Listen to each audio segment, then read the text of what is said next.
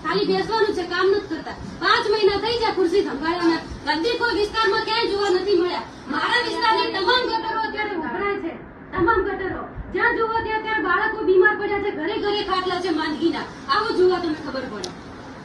આ બધા તમામ કોઈની ગટરો સાફ થાય છે?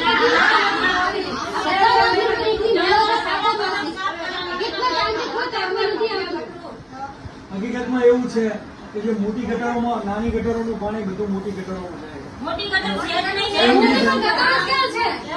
પણ છેલ્લા કેટલા સમયથી ડાયવર્ટ કરવાની વાત ન કરો, સીધી વાત કરો.